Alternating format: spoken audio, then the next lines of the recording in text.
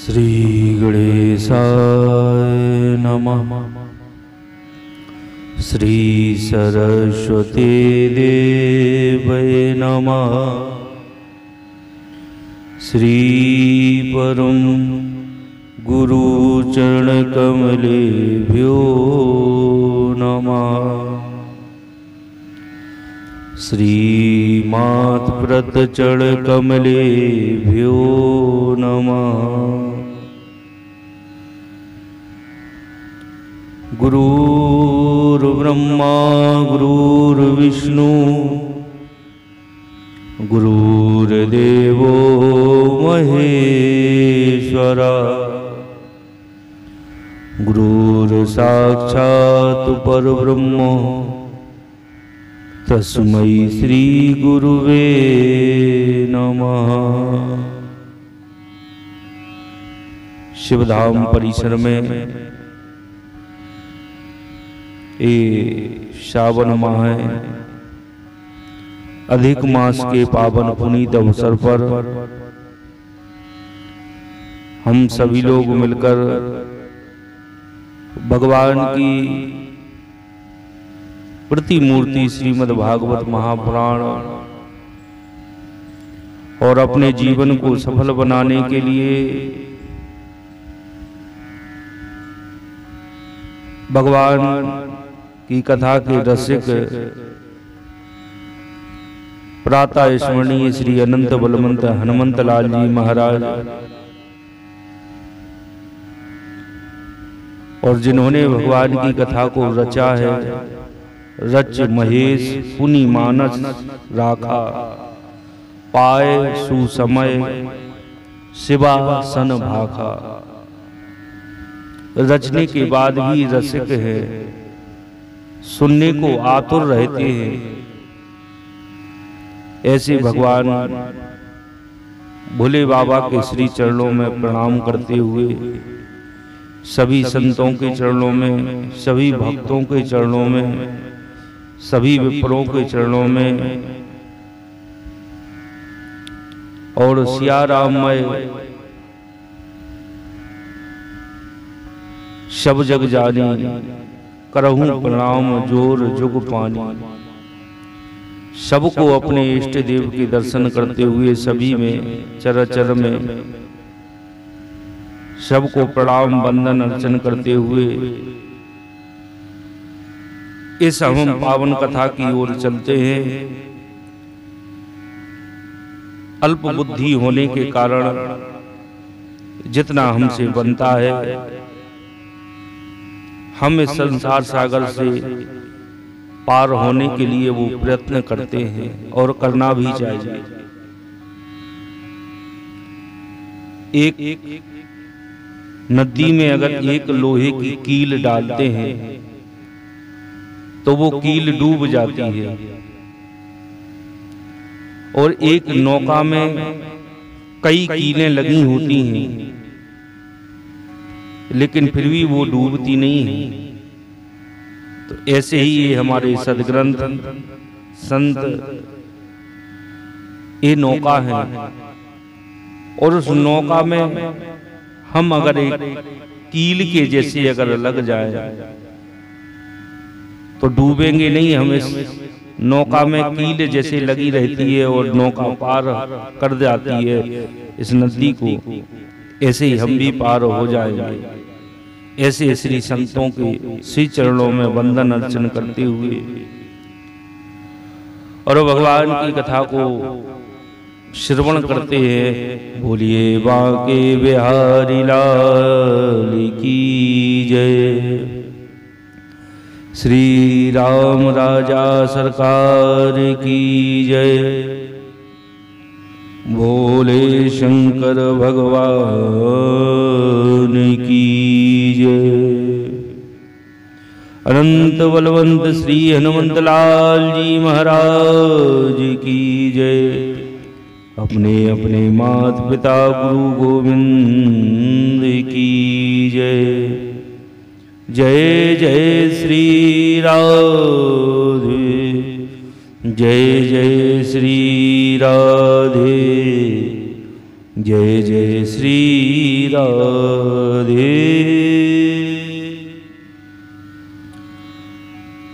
श्रीमद् भागवत महापुराण भारतीय सनातन संस्कृति का अत्यंत ही श्रेष्ठ ग्रंथ ऐसा ज्ञानी जन गुणी जन मानते हैं।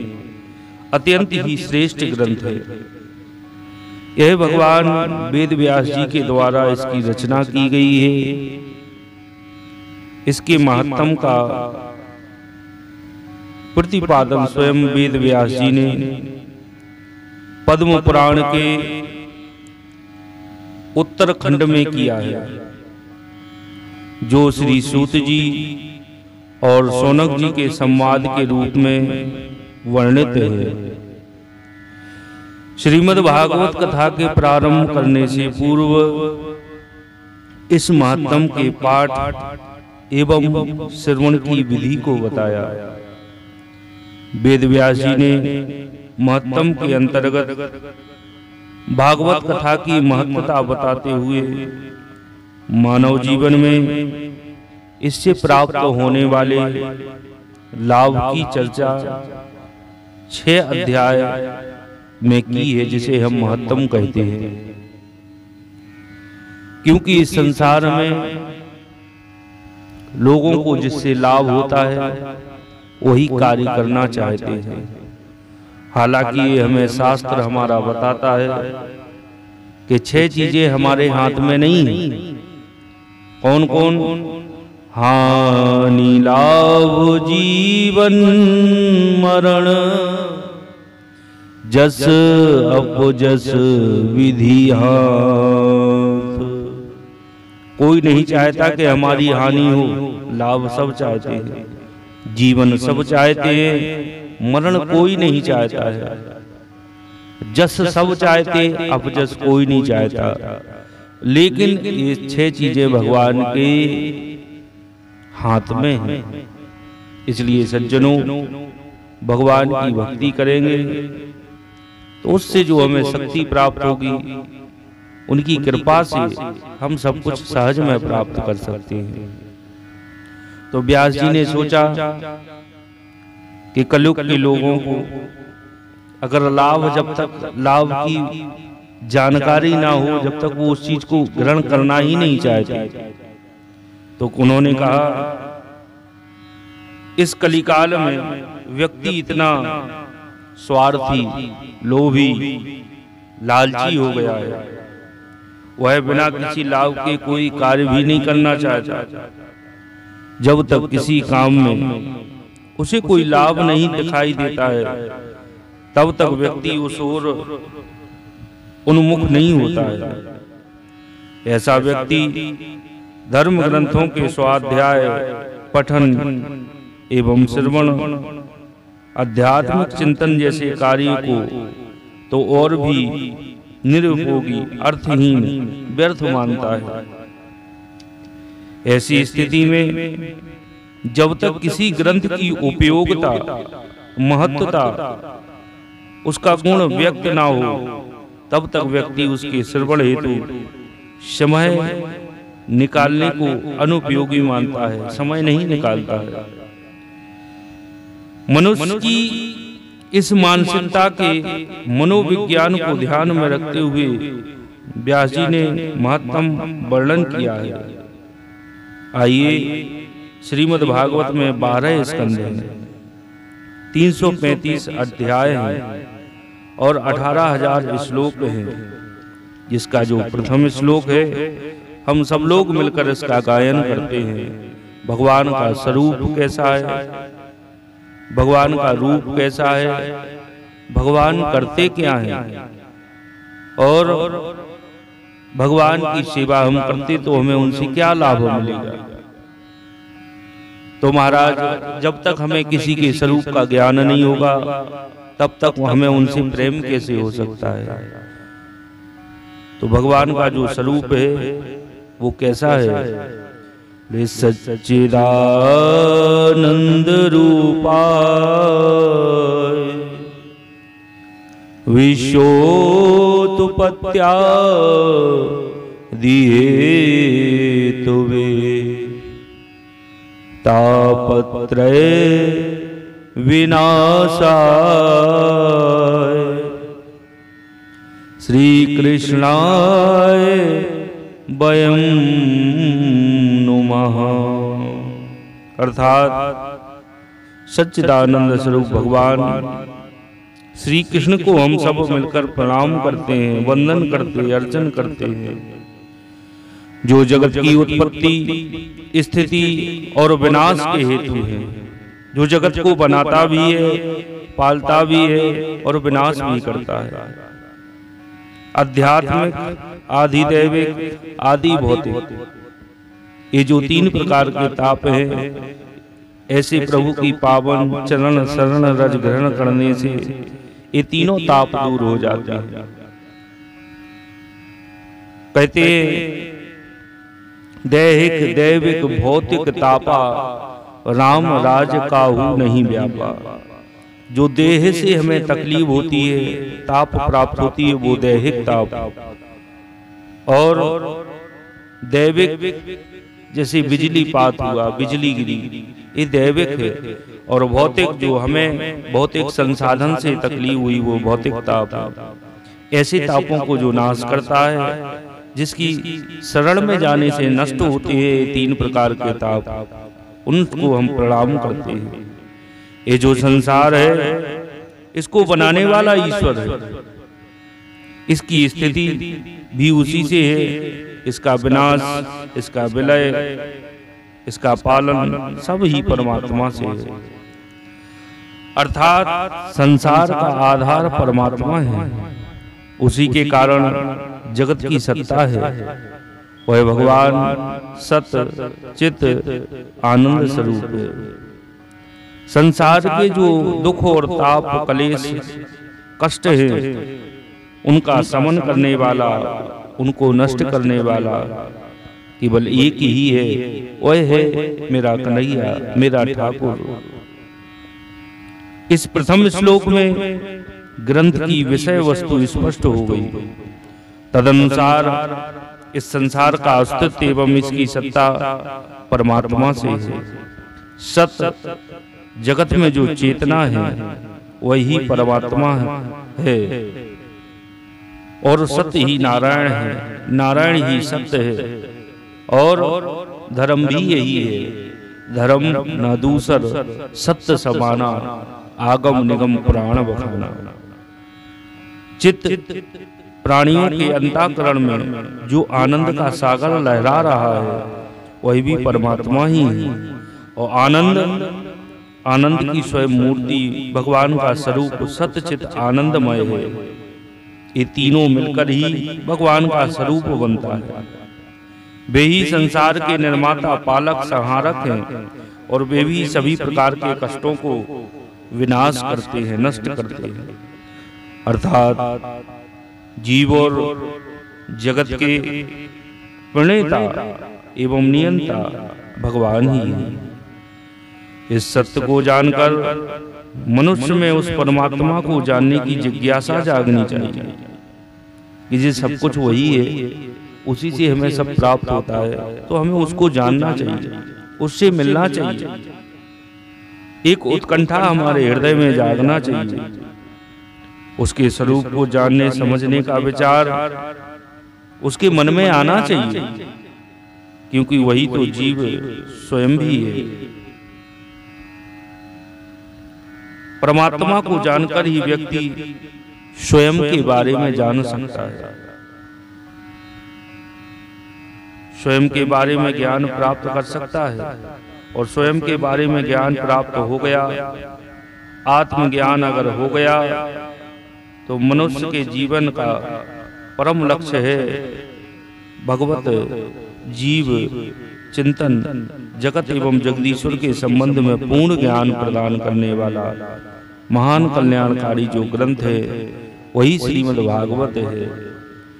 भगवान श्री कृष्ण ने भागवत का महत्व बताते हुए ब्रह्मा जी से कहा है कि या पठेत प्रेयतो नित्यम श्लोकम भागवतम सुत। हे पुत्र, जो प्रतिदिन पवित्र चित्त होकर भागवत के एक श्लोक का पाठ करता है, वह मनुष्य 18 पुराणों के पाठ का फल पाता है।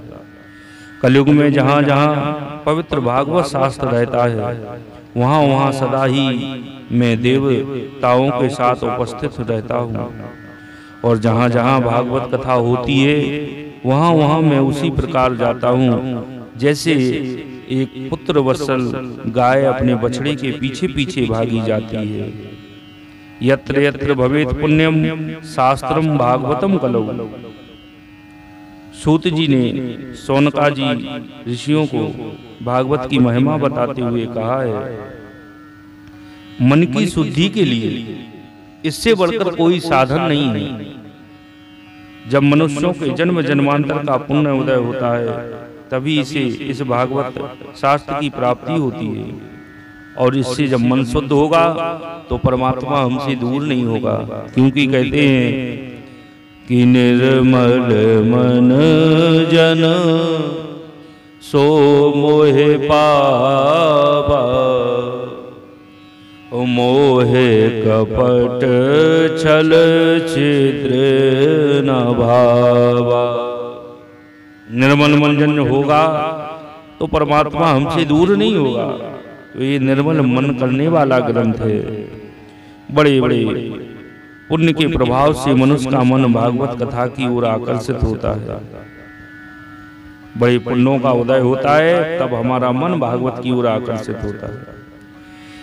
एक बार यदि मनुष्य का मन इस रस सागर में रम गया तो मन के सारे पाप धुल जाते हैं और वह पूर्ण रूपेण पवित्र हो जाता है, निर्मल हो जाता है। भागवत मनुष्य को मृत्यु से निर्भय बनाता है। इसके पठन श्रवण मनन करने वाले व्यक्ति को काल रूपी सर्प का भय नहीं होता है। मरना सबको है, लेकिन काल रूपी जो सर्प है उसका भय नहीं होता है। मनुष्य के पास सब कुछ है, सब कुछ चाहता है, केवल मरना नहीं चाहता है। मनुष्य को जीवन के प्रति ऐसा मोह हो गया है, वह प्रतिपल प्रतिक्षण मृत्यु की कल्पना मात्र से घबराता रहता है, भयभीत रहता है। मौत कब जीवन को ली ले जाए कोई भरोसा नहीं है। इसलिए संसार में सबसे अधिक भय मौत का है, और मृत्यु का ही शासन संसार में चल रहा है।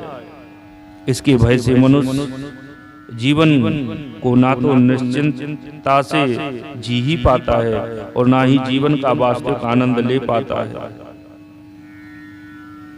मानव के इस मृत्यु भय के मनोविज्ञान को हमारे ऋषि मुनियों ने भली भांति समझा, और इसलिए इस महाभय के निराकरण हेतु शास्त्रों की रचना की है। इनमें से भागवत शास्त्र एक अनुपम अद्वितीय शास्त्र जो जीवन के रहस्य को समझाकर मृत्यु को मंगलमय बनाता है। कुछ लोगों का ऐसा सोचना है कि पुराणों में क्या है, केवल कथाएं कहानियां, और भागवत महापुराण में भी कथाएं ही हैं। इन कथाओं से जीवन में क्या लाभ होगा? ऐसा सोचने वाले व्यक्तियों से तो यही कहना है कि हमारा जीवन हमारे पूर्वजों का जीवन कहानी ही तो है। कहानी के अलावा क्या है? पूरा इतिहास भी कहानी ही है। तो फिर दुनिया में इतिहास का अपना महत्व है। देश का इतिहास उस राष्ट्र की संस्कृति, सभ्यता, सोच, चिंतन, चरित्र की झांकी है। इतिहास से हर राष्ट्र की पीढ़ी बहुत शिक्षा लेती है। उसी के आधार पर राष्ट्र की वर्तमान एवं भावी नीतियां बनती हैं, प्रगति की दिशा निश्चित होती है। वेद व्यास जैसे महामनीषी कथाएं कह रहे हैं तो उनके पीछे उनका कोई विशेष प्रयोजन, कोई विशेष मंतव्य होगा। यह हमें गंभीरता से सोचना और समझना चाहिए। महापुरुषों की गाथाएं, उनके जीवन व्रत पढ़कर हम उन जैसे बनने की प्रेरणा प्राप्त करते हैं।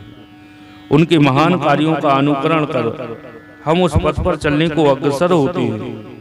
जीवन की यात्रा में जब कोई कठिनाई, परेशानी, हताशा, निराशा, विषाद से हम जब ग्रस्त हो जाते हैं तो ऐसे समय में इन महान आत्माओं के जीवन चरित्र हमें नई ऊर्जा एवं स्फूर्ति, एक ओज प्रदान कर आगे की राह दिखाते हैं। जीवन जीने की कला, व्यवहार कला, राजनीति, धर्म नीति, आचार नीति, सभी कुछ हमें कथाओं से सीखने को मिलता है। तत्व ज्ञान, भक्ति, कर्म, वैराग्य जैसे विषयों के सिद्धांतों को दृष्टांतों द्वारा आसानी से समझाया जा सकता है। श्रीमद् भागवत में भगवान के भक्तों की कथाएं हैं, उन साधकों की कथाएं हैं जो भगवान के होकर ही जिए। इन भगवत भक्तों ने भक्ति का रसपान किया, आत्मज्ञान प्राप्त किया एवं संसारिक कर्तव्यों का निर्वाह करते हुए मोक्ष प्राप्त किया। इन सभी सुंदर कथाओं का पठन, मनन, श्रवण और श्रोताओं का ऐसा मन करता है कि हम भी ऐसा ही सफल जीवन जिएं, ऐसी ही भक्ति करें और मुक्ति प्राप्त करें। यही इस भागवत ग्रंथ की विशेषता है। इसलिए यह एक श्रेष्ठ व्यवहार कला शास्त्र एवं मोक्ष शास्त्र है। कथाएं से जीवन में अद्भुत परिवर्तन आते हैं। कथाएं श्रवण से जीवन में अद्भुत परिवर्तन आते हैं। चिंतन एवं चरित्र उज्जवल बनता है, उत्कृष्ट बनता है।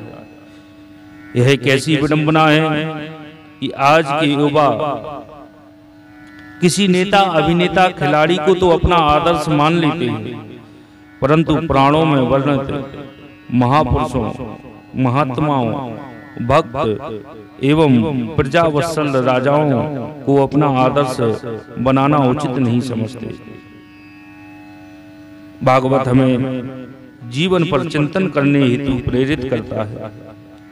यह महान ग्रंथ जीवन की सार्थकता से परिचित कराता है। इसलिए श्रीमद् भागवत एक आदर्श जीवन शास्त्र है।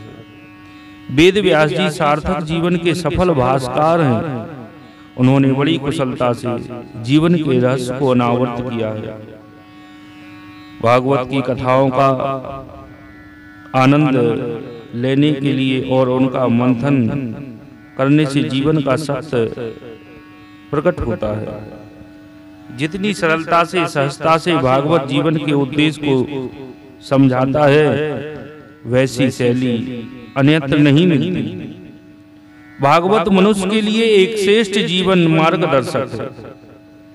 इसके स्वाध्याय से मनुष्य का जीवन परिकृष्ट होता है, संभर जाता है, महक जाता है, सुसंस्कारवान हो जाता है और वह अपने चरम लक्ष्य भगवत प्राप्ति की दिशा में अग्रसर हो जाता है, आगे बढ़ने लगता है। एक अनुपम जीवन उपयोगी महान ग्रंथ है जो भागवत है, जो स्वयं भगवान का वांगमय स्वरूप है, स्वयं भगवान ही है। भागवत कथा से संबंध तीन संवाद हैं, सूत जी और शौनक जी का, सनकादिक और नारद जी का, सुखदेव और राजा पारिषद का।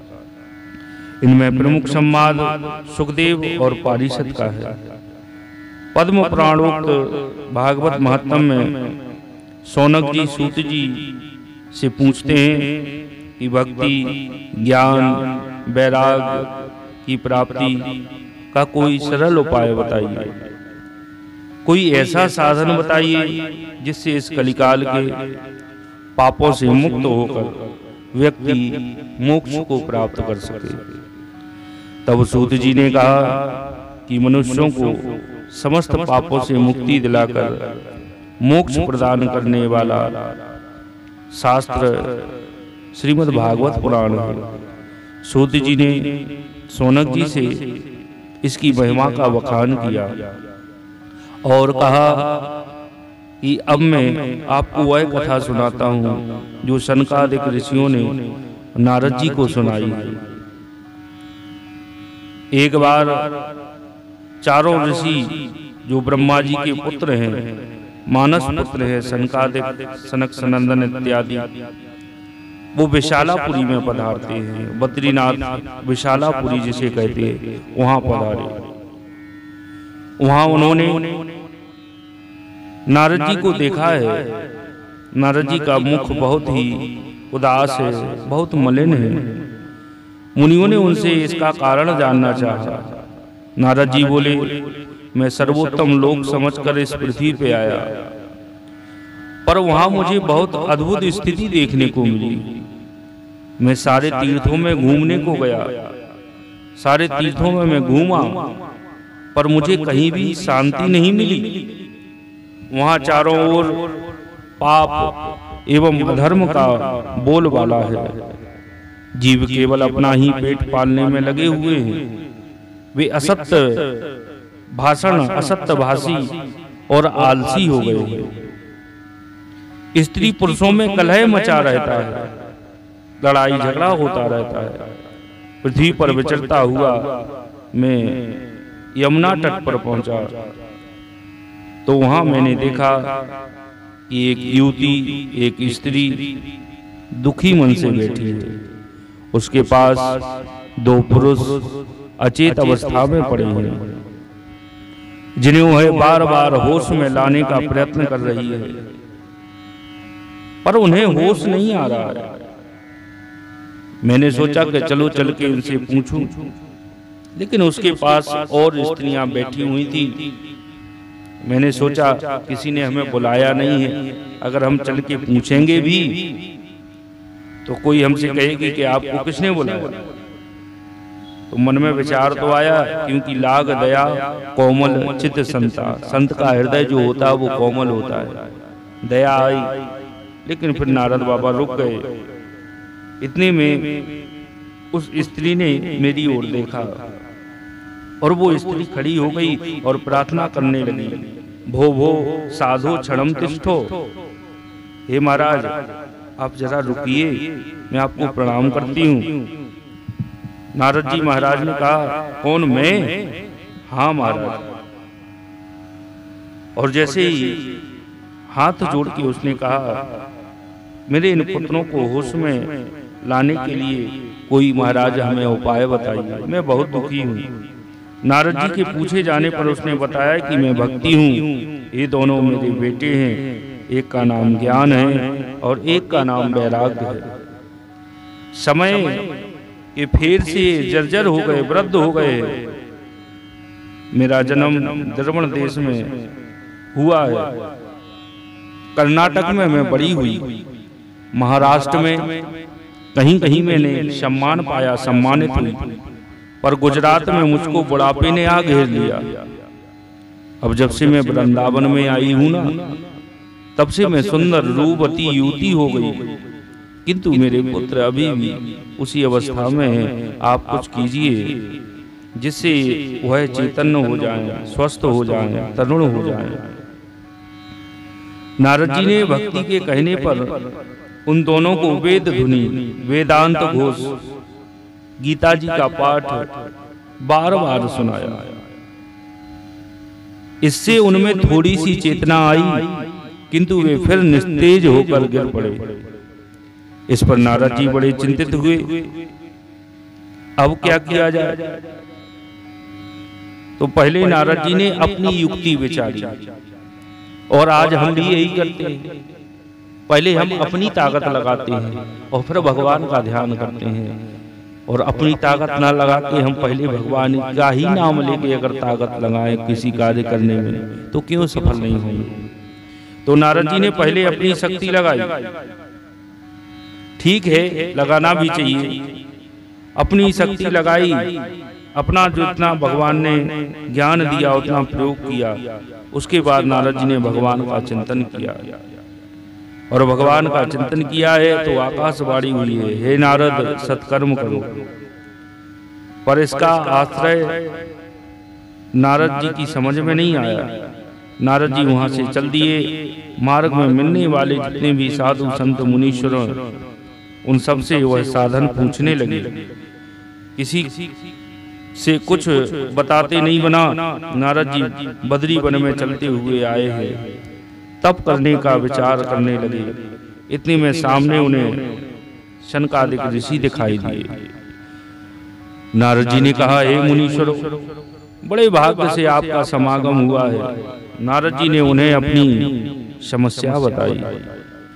शनकादिकों ने कहा, आप चिंतित क्यों हैं?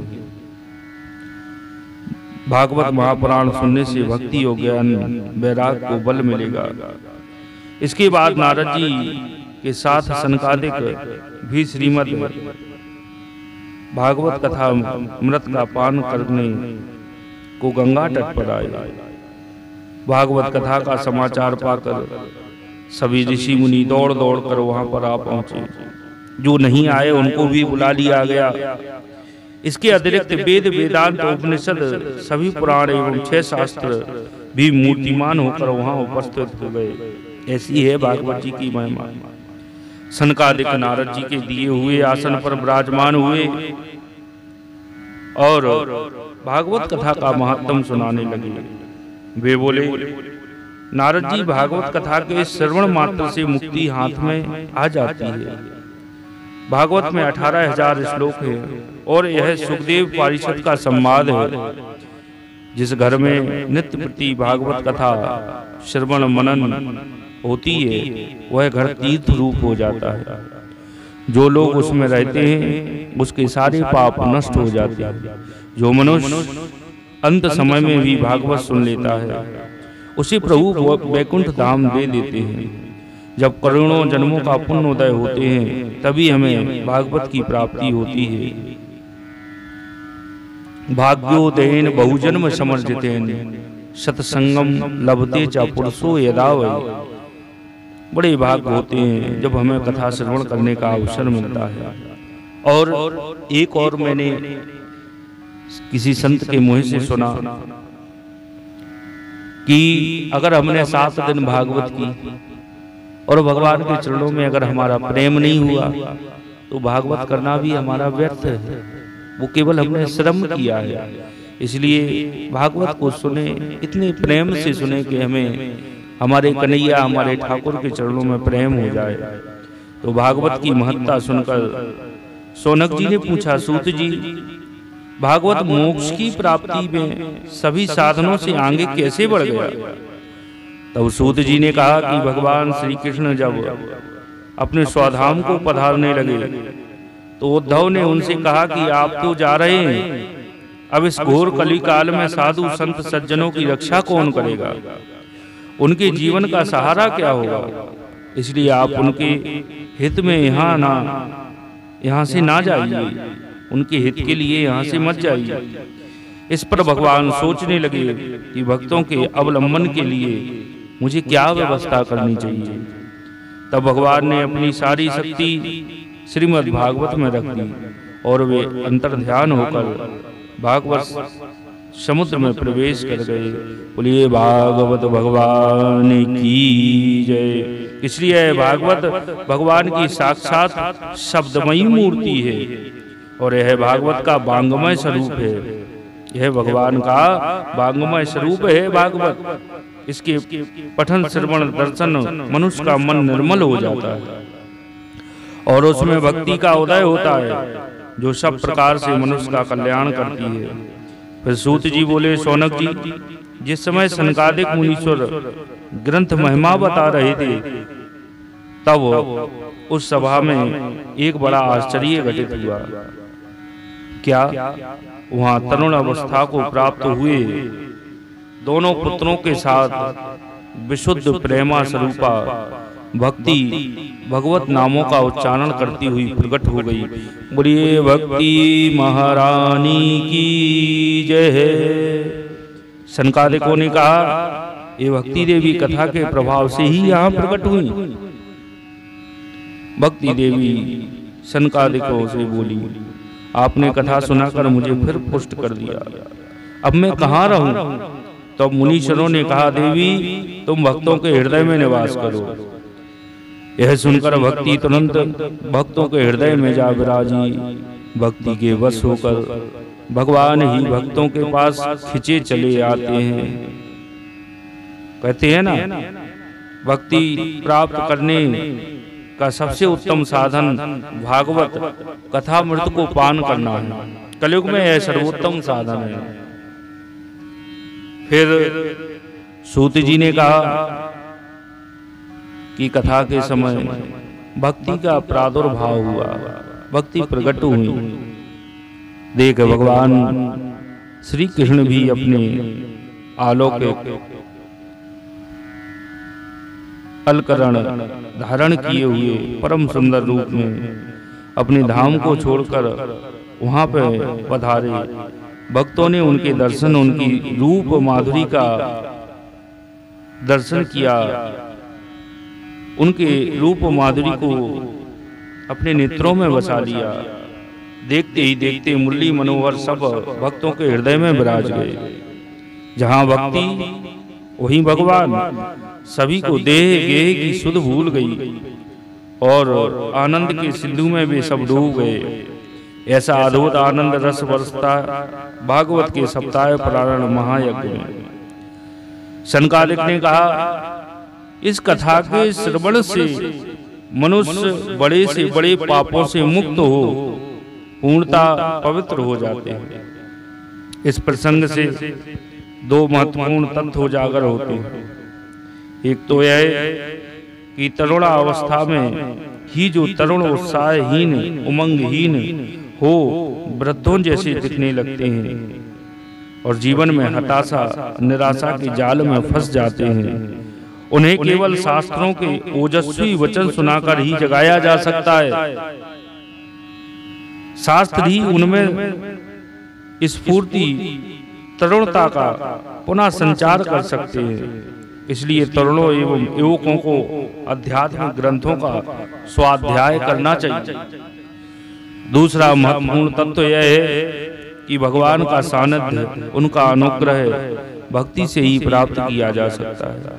भक्ति से भगवान भक्त के हृदय में आ विराजते हैं। भागवत के महत्व को प्रतिपादन करने हेतु सूत जी एक अन्य प्रसंग सुनाते हैं कि पूर्व काल में एक तुंगभद्रा नदी के तट पर एक सुंदर नगर था। उस नगर में आत्मदेव नाम के एक ब्राह्मण थे। उनकी पत्नी जो धुंधली जिनका नाम था, कुलीन सुंदरी होने पर भी जिद्दी स्वभाव की थी। वह स्वभाव से क्रूर बकवास करने वाली झगड़ालू थी। ब्राह्मण दंपति सब प्रकार से संपन्न थे, पर उनकी कोई संतान नहीं थी। जब उम्र अधिक हो गई तो उन्होंने संतान प्राप्ति हेतु कई प्रकार के दान यज्ञ किए, पर संतान नहीं हुई। एक दिन दुखी होकर वह ब्राह्मण वन को चल दिया। चलते चलते उसे प्यास लगी तो एक तालाब के किनारे गया। वहां जल पीकर वहीं बैठ गया। 2 घड़ी बीतने पर वहां एक सन्यासी आए। उन्होंने जल पी लिया तो ब्राह्मण उनके पास गया, अपनी व्यथा सुनाई। सन्यासी ने कहा कि हे ब्राह्मण देव, माया मोह छोड़ दो, कर्म की गति गहन है, गहना कर्मणो गति। गीता में भगवान कहते हैं। साथ उस सन्यासी ने कहा, एक जन्म तो ठीक है ब्राह्मण, 7 जन्म तक तुम्हारे कोई संतान किसी प्रकार नहीं हो सकती, मैंने देख लिया है। जब ब्राह्मण नहीं माना, मरने को तैयार हो गया, प्राण त्यागने को तैयार हुआ, तो सन्यासी ने एक फल देकर कहा, यह फल अपनी पत्नी को खिला देना, इससे उसको पुत्र होगा। ब्राह्मण फल लेकर घर आया, सारा वृत्तांत बताकर अपनी पत्नी धुंधली को वो फल दे दिया। पत्नी कुतर्की स्वभाव की तो थी। उसने सोचा गर्भ धारण की परेशानियों से प्रसव के पचड़े में कौन पड़ेगा, इसलिए उसने वह फल नहीं खाया और अपनी गाय को खिला दिया। पति से झूठ कह दिया कि फल खा लिया। गर्भवती होने का नाटक करने लगी। देवयोग से उसी काल में धुंधली की बहन को भी बच्चा होने वाला था। उसने बहन से मंत्रणा कर वह पुत्र अपने घर बुला लिया और स्वयं का पुत्र बताकर बहन को भी घर में रखकर कहा कि मेरे स्तनों में दूध नहीं है और इसका बच्चा मर गया है, वह मेरे बच्चे को पाल देगी। धुंधली ने पुत्र का नाम धुंधकारी रखा। आत्मदेव बड़ा प्रसन्न हुआ। 3 महीने के अंतराल से उस गाय ने भी एक सुंदर दिव्य क्रांति वाले बालक को जन्म दिया। उसे देखकर भी ब्राह्मण बड़ा प्रसन्न हुआ। बालक के कान गौ के जैसे थे, अतः आत्मदेव ने उसका नाम गौकर्ण रखा। काल बीतने पर, समय बीतने पर दोनों बालक जवान हो गए। उनमें गौकर्ण तो पंडित हुआ, गौकर्ण पंडितों के यानी धुंधकारी महाखला। गौकर्ण पंडित, धुंधकारी महादुष्ट हुआ, बड़ा क्रूर हुआ। चोरी हत्याएं करता, दीन दुखियों को तंग करता और अन्यत्र जाकर जुआ, मदरा, वैश्याओं का गमन, माँ बाप की पूरी संपत्ति नष्ट कर दी। एक दिन माता पिता को मार पीट कर वह घर के बर्तन भांडे भी उठा ले गया। इस प्रकार सारी संपत्ति स्वाहा होते देख कुपुत्र के कष्टों से आत्मदेव फूट फूट कर रोने लग गए। जब पुत्र नहीं था जब भी रो रहे थे, आज पुत्र मिला है लेकिन कुपुत्र हो गया तो आज फिर रो रहे हैं। अब मैं क्या करूं, कहां जाऊं? इस तरह उस ब्राह्मण की बात याद आती है। वह आत्मदेव जी विलाप कर रहे थे। उसी समय परम ज्ञानी गौकर्ण जी वहां पे आए। उन्होंने पिता को वैराग का उपदेश देते हुए बहुत प्रकार से समझाया। पिताजी, यह संसार आसार है, स्त्री पुत्र के मोह माया में ना फंसिए। यह शरीर भी अपना नहीं है, यह तो काल का ग्रास है। कालव्याल मुखग्रास त्रास निर्णास हेतु मोह ममता को छोड़ वन में जाइए और भगवान के चरणों में मन लगाइए। आत्मदेव गोकर्ण का कहना मानकर वन को चल दिए। वहां भगवत भजन कर भगवान के धाम को पधारे। यह धुंधकारी रुपए पैसों के लिए मां को मारने और पीटने लगा। तंग आकर मां ने एक दिन कुएं में गिरकर अपनी जान दे दी। तब धुंधकारी निश्चिंत हो गया और 5 वेश्याओं को ले आया, अपने घर में रखा। उनकी इच्छाओं की पूर्ति के लिए वह चोरी करके धन लाने लगा। वैश्याओं ने सोचा कि इसकी चोरी की वजह से किसी दिन हम भी पकड़े जाएंगे, इसलिए उन 5 ने मिलकर धुंधकारी की हत्या कर दी। यहाँ कथा का एक सुंदर संकेत यह है, ये 5 वैश्याएं हमारी इंद्रियां हैं और इन्हीं की इच्छा पूर्ति, तृप्ति, तुष्टि के लिए मनुष्य नाना प्रकार के पाप दुष्कर्म करता है और यही एक दिन उसके अंत का कारण बन जाती हैं। जो हमारी 5 ज्ञानेंद्रियां हैं, 5 कर्मेंद्रियां हैं, तो जो ज्ञानेंद्रियां हैं इनकी पूर्ति हम करते रहते हैं। आंख की पूर्ति करते, आंख ने कहा कितनी मूवी देख ली, लेकिन उसके बाद आंख कहती और देखना है। कानों ने कितने सॉन्ग, कितने गाना सुन लिए, फिर कहते हैं और सुनना है। जिह्वा ने कितनी मिठाई खा ली, और भी खाना है। नाक ने कितने सुगंधित इत्रों को सूंघा, लेकिन फिर भी और, तो इनकी ही पूर्ति करने में वह इंसान, वह जीव इन्हीं के जाल में फंसकर अपना अंत स्वयं करता है। धुंधकारी अपने कर्मों के कारण भयंकर प्रेत हुआ। वह बवंडर की तरह चारों दिशाओं में भटकता फिरता, भूख प्यास से व्याकुल होकर चिल्लाता रहता। जो प्रेत होता है ना, वह प्रेत वो भोजन प्राप्त नहीं होता है। बताते हैं उस प्रेत का जो मुंह होता है, वो एक सुई रखने में जितना जगह होती है, एक सुई को रखा हमने, उतना ही छिद्र होता है, उसी से केवल वायु लेता है। घूम रहा है हवा में, इधर उधर भटक रहा है। गोकर्ण तीर्थ यात्रा पर गए हुए वहां उन्होंने लोगों के मुंह से धुंधकारी की मृत्यु का समाचार सुना। तो गया में जाकर उन्होंने अपने भाई का विधिवत श्राद्ध किया और कुछ समय बाद गोकर्ण भक्तों से मिलते हुए घूमते घूमते अपने नगर को, अपने घर को लौटे। रात्रि का समय हो गया, अतः वे सीधे ही अपने घर में गए और बैठ गए आसन लगा के, क्योंकि जो संयमी होता है वो रात में सोता नहीं है।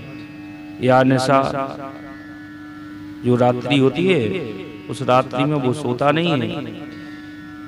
या निशा जागृति संयमी, रात्रि में वो संयमी जो होता है वो जागता है, चिंतन करता है परमात्मा का। तो रात्रि में गोकर्ण को देख प्रेत रूपी धुंधकारी अपनी व्यथा सुनाने लगा, डराने लगा। जब गोकर्ण जी ने अभिमंत्रित जल करके उसके ऊपर मारा है, रोने लगा। कहता है, भाई मेरे पाप कर्मों के कारण मुझे प्रेत योनि में जाना पड़ा, मुझे इससे मुक्ति दिलाओ। धुंधकारी की मुक्ति के लिए गोकर्ण ने भागवत सप्ताह रूपी ज्ञान यज्ञ का आयोजन किया है, जो भगवान सूर्य ने उन्हें बताया है। स्वयं भागवत कथा प्रारंभ की है। बड़ी संख्या में श्रोता आए। प्रेत योनि वाला धुंधकारी भी पवन रूप में आया। अपने लिए कोई स्थान ना देख हुए वहां स्थित 7 गांठ वाले बांस की पोर में घुस गया और कथा सुनने लगा। कथा समाप्ति पर प्रतिदिन एक विचित्र घटना घटती। रोज बांस की एक पोर चटक जाया करती थी। अंतिम दिवस आखिरी गांठ भी चटक गई और धुंधकारी प्रेत योनि से छुटकारा पा दिव्य रूप में प्रकट हो गया और कहने लगा, धन धन भागवत की ये कथा है जो प्रेत पीड़ा विनाशनी है। बांस की 7 गांठ जैसे ही ये मनुष्य की वासनाओं की गांठ है। काम, क्रोध, लोभ, मोह, मद मत्सर, अहंकार की प्रतीक हैं। इनसे हटते ही व्यक्ति अपने दिव्य स्वरूप में आ जाता है। उसी समय वैकुंठ से पार्षदों द्वारा एक विमान उतरा, धुंधकारी को उसमें बैठाकर ले गया। सभी ने यह दृश्य बड़े विस्मय के साथ देखा। यह भागवत कथा को श्रद्धा मन पूर्वक सुनने का परिणाम था। जैसे आग में तपकर सोना कंचन बन जाता है, वैसे ही पश्चाताप की आग में तपकर पापी भी पुण्य आत्मा बन जाता है और फिर भक्ति सत्संग के माध्यम से मुक्ति प्राप्त करता है। इसके बाद श्रावण मास में जो अभी चल रहा है, ऐसे श्रावण मास में गोकर्ण ने पुनः कथा कही। उसकी समाप्ति पर वहां बहुत से विमान आए और गोकर्ण सहित सभी श्रोताओं को वैकुंठ ले गए। आत्मदेव धुंधली धुंधकारी गोकर्ण के संपूर्ण कथा को सुनने का यही संकेत दे रहे हैं कि संसार में आकर मनुष्य को भगवत भजन करते हुए सत्कर्म करने चाहिए। ईमानदारी से अपना कर्तव्य पूर्ण करना चाहिए। भगवान जिस हाल में रखें उसमें प्रसन्न रहना चाहिए। परिवार, संसार की कामनाओं के जाल में नहीं फंसना चाहिए। आत्मदेव जीवन पूरी तरह सुखी था। उत्तेजना के कारण उसको जीवन में भारी दुख भुगतना पड़ा। इसी प्रकार धुंधली के छल कपट ईर्षा के कारण उसे भी मुसीबतों में जीवन गुजारना पड़ा और अंत में आत्महत्या तक करनी पड़ी। मनुष्य को कर्तव्य कर्मों के फलस्वरूप जो मिलता जाए उसी को प्रभु का प्रसाद मानकर ग्रहण करते रहना चाहिए। अनावश्यक इच्छा आकांक्षाओं की मृग तृष्णा के पीछे नहीं दौड़ना चाहिए। आज व्यक्ति धन दौलत एकत्रित करने में तथा पद प्रतिष्ठा प्राप्त करने में हर व्यक्ति पूरी तरह तन और धन के पीछे पड़ा है। मन की ओर उसका कोई ध्यान नहीं रहा। वह विषयों के भंवर जाल में उलझता जा रहा है, जबकि जीवन प्रतिपल मृत्यु की ओर बढ़ रहा है। मनुष्य का पूरा जीवन इसी आपाधापी में गुजर जाता है। अतएव भागवत कथा व्यक्ति को अपने सांसारिक कर्तव्यों एवं दायित्वों का निर्वाह करते हुए स्वयं के आत्मचिंतन करने हेतु प्रेरित करती है। कथा के गंभीर चिंतन मन से व्यक्ति मानव जीवन की महत्ता को समझकर अध्यात्म की ओर उन्मुख होता है, अग्रसर होता, आगे बढ़ता है, और यह चिंतन मनन उसे मोक्ष पद पर ले जाकर परमात्मा से साक्षात्कार कराता है। ऐसे भागवत जी की कथा है जिसको हम श्रवण कर रहे हैं। बोलिए भागवत भगवान की जय। जय जय श्री राधे।